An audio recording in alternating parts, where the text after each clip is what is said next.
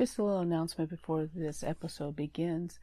Right now, Unearthly Upstate's on a little vacation due to constraints of Mari's work, my work. To make sure that you keep up with the weekly podcast, we are releasing some of our Patreon episodes. This particular episode was put up to the Patreon members back in April, and now you get to hear it. Without further ado, we're going to talk about one of my favorite science fiction television authors and presenters. You know, the first episode was okay.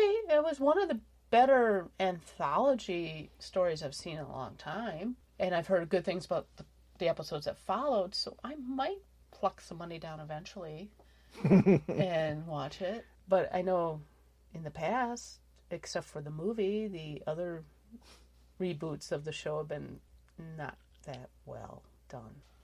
As far as remakes, no, I'm sorry. You know, they haven't, just my humble opinion, but they haven't been able to improve on the original. True.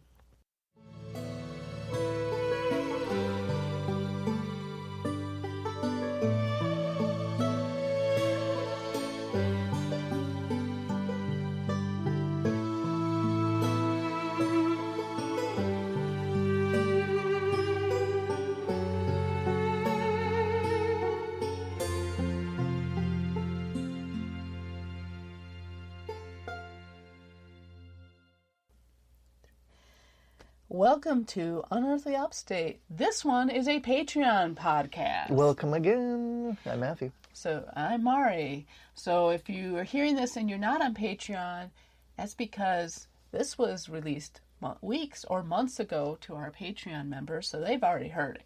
Right. You're just finding out about it now. You're just catching up. All right. And we're going to talk about something I don't want to say this. There are ghost stories. In fact, there's stories about robots that are tied to this thing we're about. There's stories about alien invasions. I mean, it runs the gamut, you know? Right, exactly. So what are we talking about today? Today, we're talking about Rod Serling and his groundbreaking series, Twilight Zone. And why is there a connection to Upstate? Well, it all has to do with Binghamton, New York. Right. Yes. Binghamton, New York, what's it also known as, the Carousel Capital? The Carousel Capital, which does play into one of his episodes that we actually went back and binged some old school Twilight Zone for this, especially ones that were directly related to Binghamton and that area of Upstate. Yes, and let me give you a little background here. Rod Serling was born in Syracuse, New York, but lived most of his younger years in Binghamton, New York, a town that had a special place in his heart. Everyone has a hometown. Binghamton is mine. In the strangely brittle and terribly sensitive makeup of human nature, there's a need for a place to hang a hat, a kind of geographical womb to crawl back into, or maybe just a place that's familiar, because that's where you grew up. When I dig back through my memory cells, I get a particular distinctive feeling that's one of warmth, comfort, and well-being.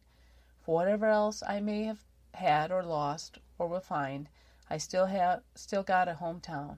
This, nobody's going to take away from me. And that is a quote from Rod Serling. Rod Serling did draw heavily from his from his experiences in his hometown to come up with a lot of his narratives. Yes. Yes. And one that we just recently saw about the alien invaders. Oh, yeah. That took away all their modern conveniences in this one cul-de-sac community. And within 12 hours, pandemonium ensued. The Monsters Are Due on Maple Street, I think was the name of the episode. Yes, that was very good. With the man that would eventually play Sheriff Lobo. Oh, is that dating me? You know who Sheriff Lobo is. Well, anyway. In his Cadillac Seville Cruiser, which was unusual for someone in law enforcement back then because they usually cruised around in something like a Pontiac Fury. Boy, we went off topic quick, didn't we? That went off the rails quick, folks. That's what happens here at Unearthly Upstate. But anyway, Binghamton has never forgot their favorite son either. They do a lot. They're very proud of Rod Serling. I would say the love is mutual. His love of the hometown, and his hometown loves him. Mm-hmm. Now, And they will be very proud to show you around, too. The house where Rod Serling spent most of his childhood doesn't have any sign or other item to draw attention to it. There's nothing out of the ordinary about it. Nearby is the recreation park. For fans of Twilight Zone may recognize it. The story Walking Distance features not only a park based on recreational park, but the carousel as well. The work in Hollywood was so good that some people think it was actually filmed in Binghamton. Yeah, they reconstructed the part of the park and the carousel for that particular episode, which we did watch for the preparation of this. Interesting. And it was a very interesting episode. And that one wasn't so much about, the others, or it was about dealing with if you could change your past, it would be worth it. And should you dwell in the past? And the old saying that you can never go home again. Yeah. And this attempt of this guy who's kind of lost his way a little bit. Yeah. The character in question was an ad man. And he drove out of the city. Yeah, he's had to get out. Had to get out of the city. He was having a bad day or something. And then wound up just through his wanderings. Sometimes the zen of driving. Yeah. As what's one of your favorite authors could say it? Oh, it was Douglas Adams. Douglas Adams, yeah. The zen of driving. The zen of driving. You don't necessarily get where you need to be, but you don't get where you want to be, but where you need to be. Where you need to be, yes. And so the guy was doing a little bit of zen driving and wound up at a gas station about 1.5 miles away from his hometown. Yeah. So he stops to get service. Which back then was full service. Oil change, tire rotation, everything. It was going to take over an hour to get the oil changed, Yeah. so he thought, I'm going to walk down. Hey, wait a minute. Yeah. That's my hometown. Yeah. And so he walks there. He winds up going through this time warp, temporal, this temporal anomaly, where he's transported. The first place he stops in is the soda shop. Yep. And he orders a chocolate soda with 3 scoops. 10 cents. 10 cents. He's like, wow, 10 cents, really? Yeah. And then it begins from there. Yeah. And he realizes, as he progresses throughout the narrative, he realizes that he actually traveled back in time, meets his parents, meets himself, injures himself. Meets a neighborhood kid. Happened to play by Ron Howard. Because I remember joking at the time. I said, is that Ron or Clint Howard? Because at that time period, it had been one of them. I'm like, who's that? Is that Opie? And it was Ron Howard. It was Ron Howard. So, yeah, very interesting. Okay. So there you go. All right, so just this little bit right there, right, featured so heavily in, a lot of people consider one of his best stories. And it was one of the first stories on the Twilight Zone as well. And then, and that also sways into Binghamton being the carousel capital. They have 6 carousels reconstructed in the city, and if you go there and ride all 6, there's a special card you can get, and if you fill out that card in one day, you get a pin. Hey. So, road trip. Okay. So, nobody remembers this. Nobody remembers this crap except for me. And there was a brass ring. Oh, I remember talking. Oh, you do? Yeah. I don't remember doing the brass ring, but I remember people talking about the brass ring. Yeah. When you're on the carousel and you catch the brass ring as you ride by, that sort of thing. I guess that's the equivalent of catching the brass ring off the carousel. Is receiving this pin. Receiving this pin, yeah. Yeah. His school is still there, Binghamton High School. It was there he was influenced by a teacher named Helen Foley. She was the first teacher to take him seriously. Up until his time, he was considered a bit of a class clown. She saw promise in his writings and encouraged him to take up public speaking. He joined the Army after leaving high school, where he served his country in the Philippines as a paratrooper. It was there he saw death and true horrors, sights that would help him mold his worldview. One story he spoke about was a freak accident that killed another soldier.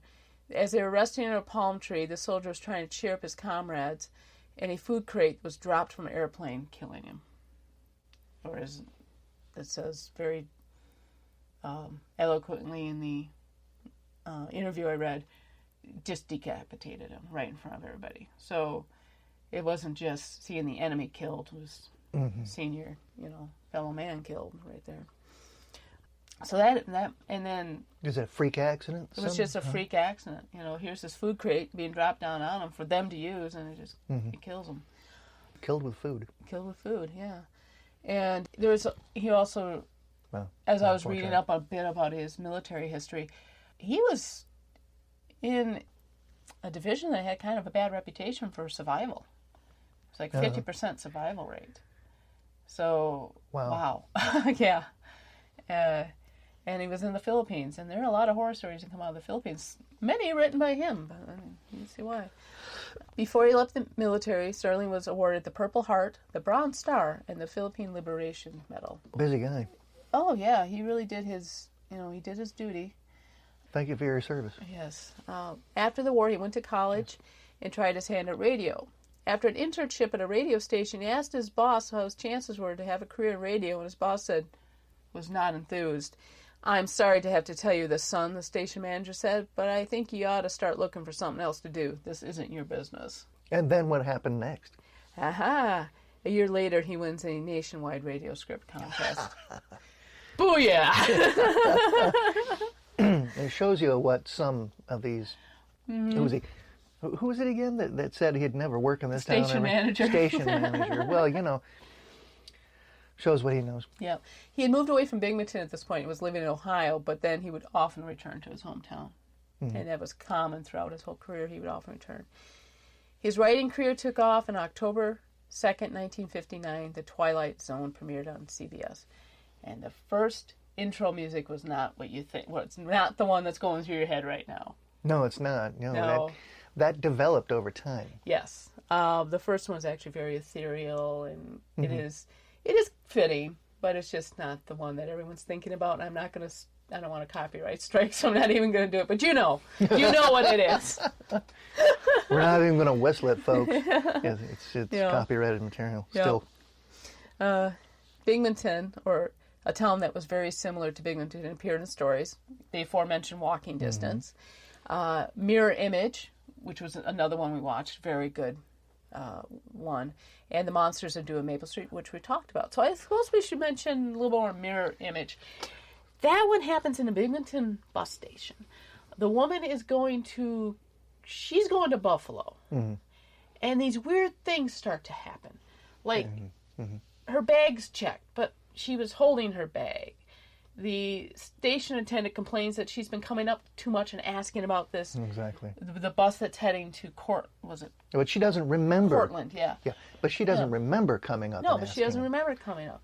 And and what freaks her out the most is she goes into the bathroom, is talking to the bathroom attendant, and the bathroom attendant's like, "Hey, honey, are you okay? You've been in here like 6 times already." And as she's leaving, she happens to catch the mirror, and behind her, sitting where she had been sitting in the station, is a doppelganger.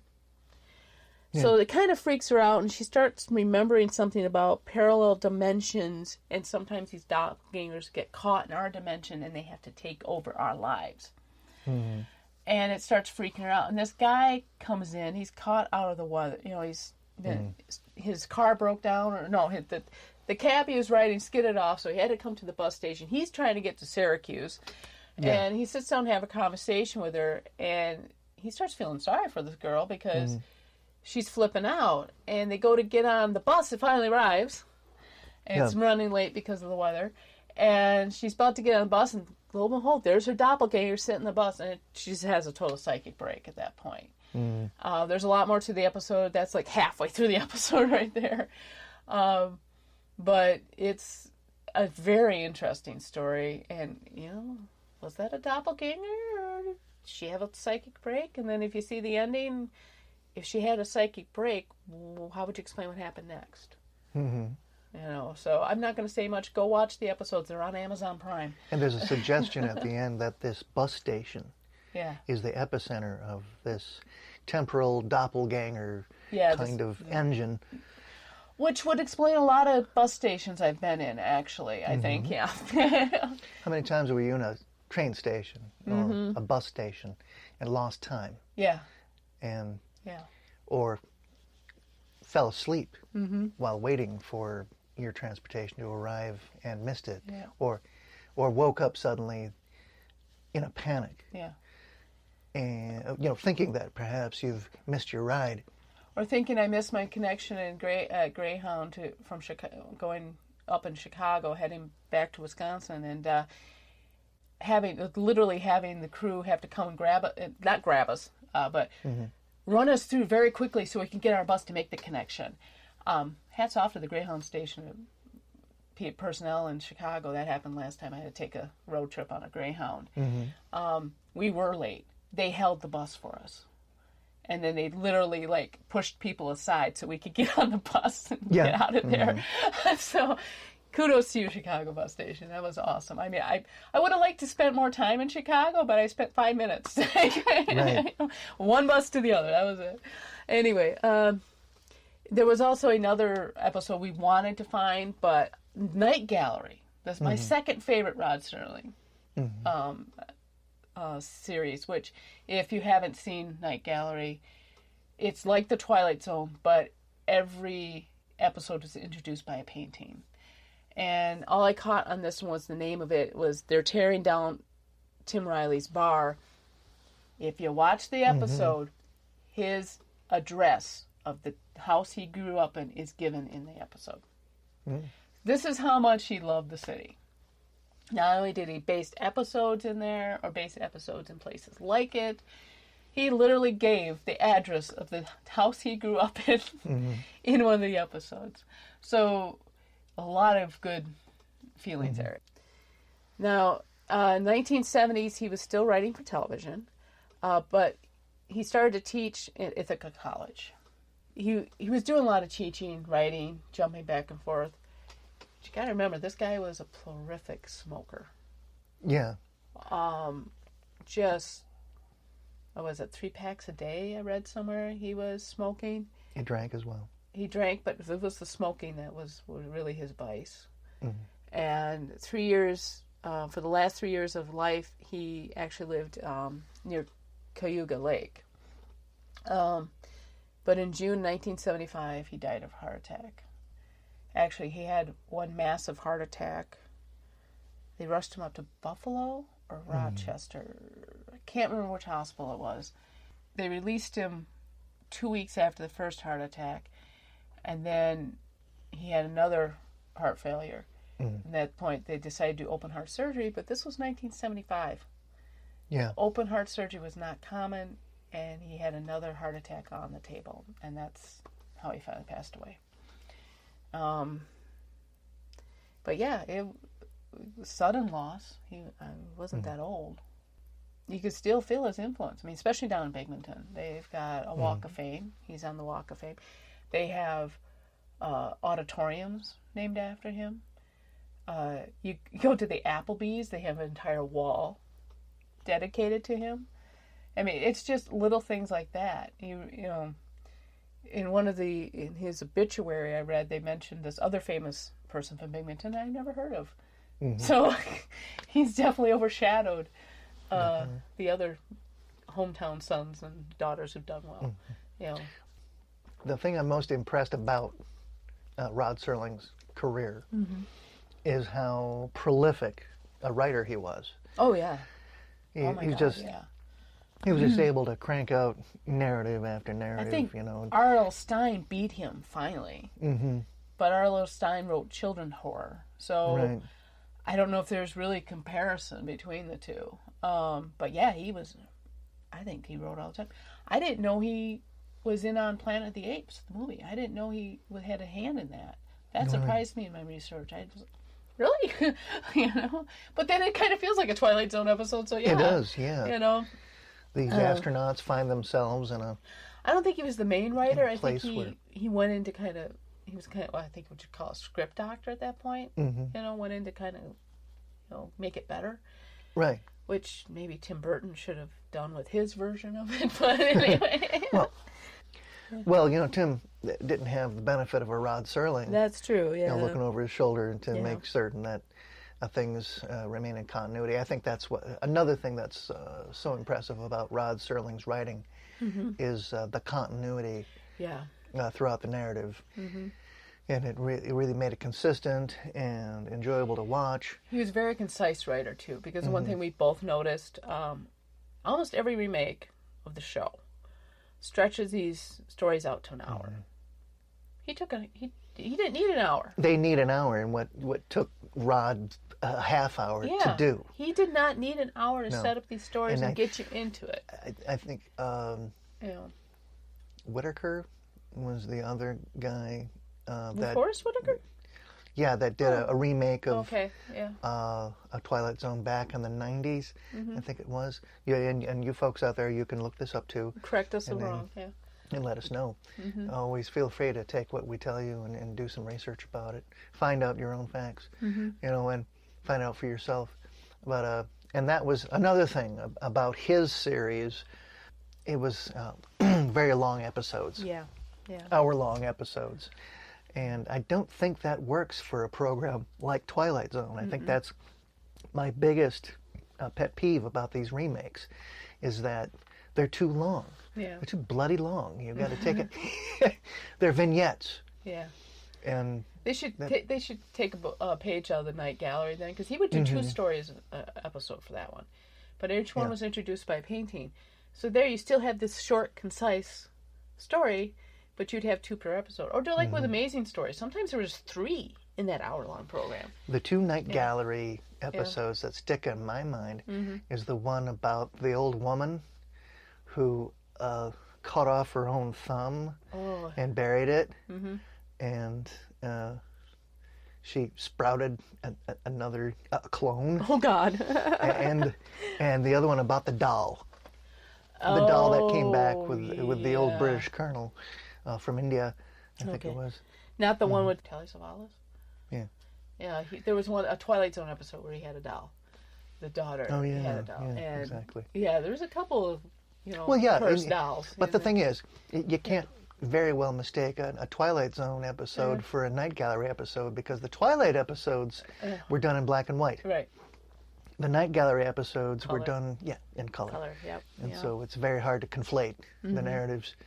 Yeah. But he did have similar narratives for both series. And there were other writers that wrote with him too, so it wasn't, but he wrote majority of them, having good 80 to maybe 90% of the episodes. So, some of the other, he got some other writers in there that helped him, but they all had kind of the same mentality when it came to the writing. And I also think it helped, he had such a ground with Binghamton that when he was writing about real people, it really felt like he was writing about real people, because he was basing it on people he knew and things like that, and based it in, pretty much, I guess what now would be the heartland, and then when they tried to do the everyman for a while there, it was like in the Midwest, and now it's, that switches every so often in decades, like when they try to do an everyman person or everyman type show, they usually find, for a while there it was like the Midwest was, that's where they did, this is where the real Americans are, and then now it's kind of, it switches around different parts of the country as we change and that, but at this particular time he used Binghamton, New York as his, grounding point. Right. Yeah. And didn't he have a hand in, like you said, he was something of a script doctor, and didn't he get involved in other writing projects? Oh yeah, his list is quite long on Wikipedia. I can remember a bunch of growing up, a bunch of movies that were Twilight-esque. Oh yeah. Well, talk about the Twilight Zone movie. First of all, gotta love it. Dan Aykroyd, John Lithgow, a ton of good actors in there. Exactly. And yes, there is supposedly a curse. Some writer I even had it in my notes, tried to say there was a Twilight Zone curse that's been occurring since Rod Serling's death. And he used the movie as an example. Because a horrible accident occurred on the set of the movie. The actor and 2 children actors were killed, I believe. A helicopter literally killed them. And that episode never made it to the movie.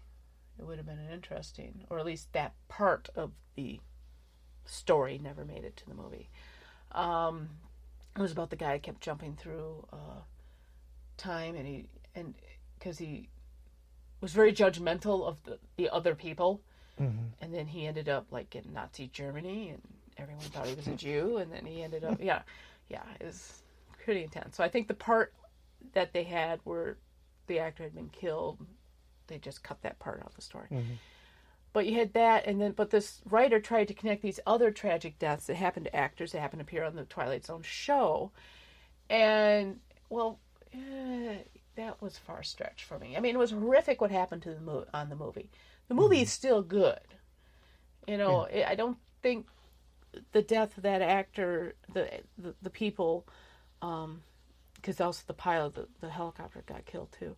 I don't think it affected people like The Crow. Oh yeah. There was also supposedly a curse on the Crow movie as well. Well, the big curse is nobody can ever redo it. I mean, Jason Momoa came close. He had the the original writer's blessing, and they were all set to go, and they suddenly hit creative differences with the producers, and instead of bowing to the producers, Jason Momoa and the writer walked. So the last time The Crow was coming out, you wind up with a crap movie. You wind up with like Crow 3, Crow 2. Yeah, exactly. Yeah, it's So that may actually have a curse, but I can't bite the Twilight Zone curse. Who's to say? I mean, this is Unearthly Upstate here. We do talk about things like the mysterious deaths. Yeah. Perhaps Jason Momoa dodged a bullet. Maybe. Literally. Too soon. Nah.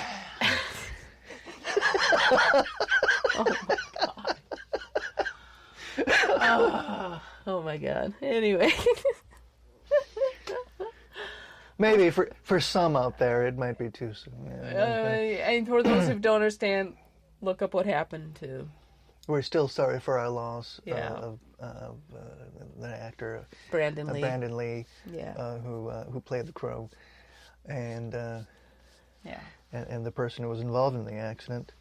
The other actor just passed away. Who played Fun Boy. Yeah. Who felt guilty over his death ever since. Yeah. And you can see why people believe that such productions have curses hovering over them. Yeah.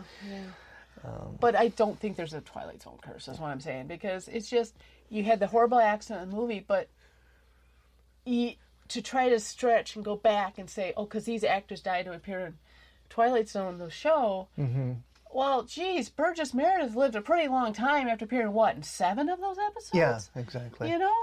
And 2 of them are my absolute favorites. favorite episodes is when he played that guy who worked in the bank. Oh, he's red. And he had those bottle bottom glasses. Yes, you think somebody who had those kind of corrective lenses would have an extra pair, kicking around somewhere in their breast pocket. Well, it was a nuclear war or something. I mean, everything was destroyed when he walked out of that boat. Exactly. Yeah. Well, when he walked out of that boat, he would have been soaking up so many rads, it wouldn't have lasted more than a couple of days anyway, but he would have died happy.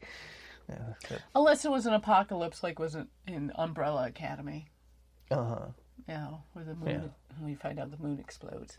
And oh boy. Yeah.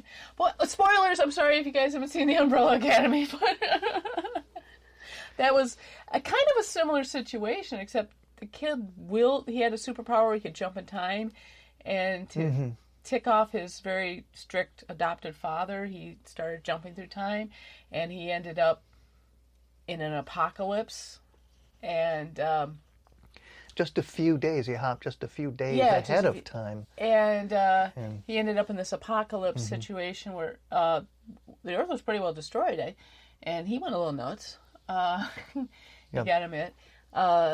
But that was I gotta say, that probably would have been a Twilight Zone episode, too, if you concentrate on that character. There's definitely, you can still feel his reach. I mean, look at Amazing Stories, look at, even Monsters. Remember Monsters? Well, yeah. Oh, yeah. We've been watching a recap of Monsters on YouTube. Some of the others, Tales from the Crypt. Of course, that was more based on the comic book. Tales from the Dark Side. Tales from the Dark Side's another good one. Yeah, all great anthology shows. We need more great anthology shows back on here. Influenced by Rod Serling. Come on. Yeah. I mean, one of the first things I binged watch on Netflix was Amazing Stories. And I remember there was some wonderful little vignettes, but I think there's now they're bringing back the Twilight Zone. It would be nice if they would do some shorter stories. Mm-hmm. You don't need to stretch these stories out to an hour long. Now, the one I did watch, yeah, you kind of had to with that episode. Yeah. It did need a lot of setup to kind of get you build up to the finale of that one.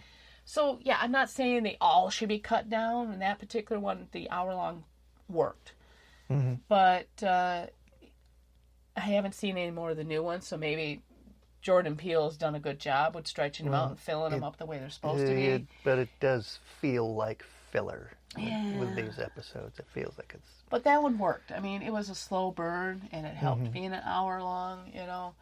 But I do remember...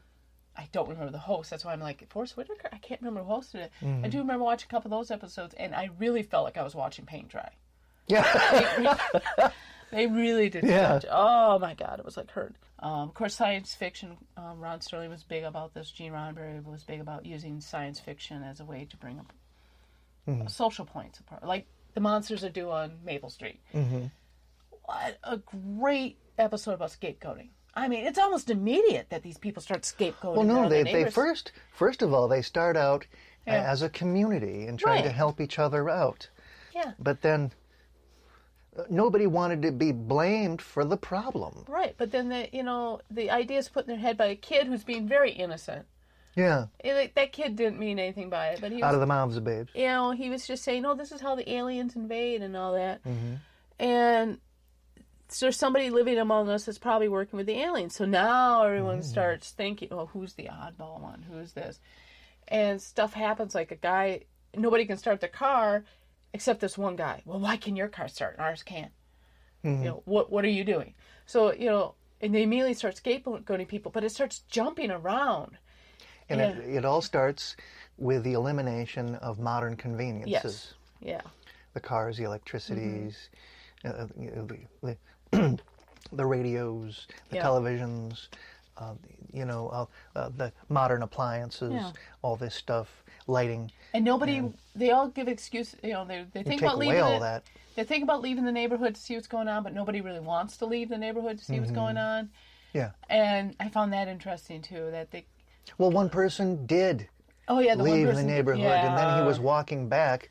But then one of the instigators killed him. Yeah. Just killed him.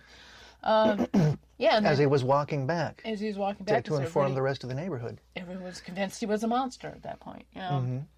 Yeah, that was very good. You know, there's a good example of, this is human nature. You know, and what's great was the characters were aware of it. You know, I mean, the one guy gets first scapegoated because, what are you guys doing? Because this is wrong. And you had the one guy who's always trying to calm down the situation. Yeah. To the point where he loses his temper. He says, "Oh, don't you already know? I'm working with the aliens," or whatever. He just blows up at him.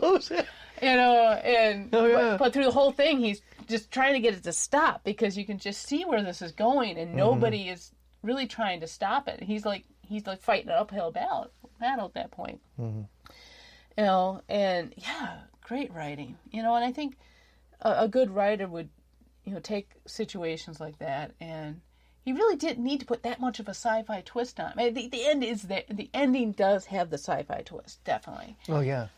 Nowadays, could you get away with not having the sci-fi twist? I think people would still want an explanation of what happened and what drove them to this. But does it necessary to be aliens invading? To serve man. Yeah, just. It's a cookbook. Was that a Twilight Zone episode? No, I think it was Outer Limits. Outer Limits, okay. Oh yeah, that's the other problem. You had Outer Limits, we had just as many. Maybe that Savalas one was Outer Limits. I don't know. There's two good anthology series. Great sci-fi in both. Yeah, running simultaneously. Running simultaneously on similar networks. Yeah, but no, the Twilight Zone definitely is an influence, and I think you know who Rod Serling is. But you want to talk about my problem when I was researching this? Yeah. Anyone familiar with the Mandela effect? Mandela effect is where you swear it's Bernstein, not Bernstein Bears. You know, there's this kind of culture. A bunch of people insist it's Looney Tunes, spelled Toon, And those of us who really know the history of the Warner Bros. Cartoons know it's not. It's Looney Tunes. T-U-N-E. Yeah. As in tune, as in through music. the whole time I'm researching this, every time I would talk about it with Matt, Rod Serling. I would put a T in his name. It's Serling. I don't know why. So I think I was partially affected by the Mandela effect at that point. Yes. Mispronunciation. Oh, gosh, yeah. Well, he definitely is one of my favorite writers. We definitely are. We have a trip plan in our. I actually have a folder with a bunch of trips planned.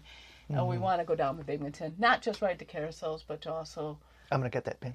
Yeah, we're gonna get the pin, and we're gonna stop by every site we can with Rod Serling, who's connected to. Thank you for listening to our Patreon special podcast. And if you're not on Patreon, like I said, you missed it months or weeks ago. We released this for our Patreons. If you're in, so again, thank you. This is a special thank you for our patrons. And yes, thank you again for listening. Yes, thank you again for listening to Unearthly Upstate, and have a great day. Thank you for listening to Unearthly Upstate. You can find us on Facebook, Twitter, Instagram, YouTube, Patreon, and on our webpage. We are on iTunes, Spotify, Spreaker, Stitcher, Podbean, and Google Podcasts. Please like, share, and review, and if you really like us, tell your friends. Unearthly Upstate is an Animated Lyre Media production. The show is produced by Matt and Mari Manette, with purring provided by Honey and Lloyd. Research and writing done by Mari Manette. Music is by Kevin MacLeod, licensed under Creative Commons by Attribution 3.0 license.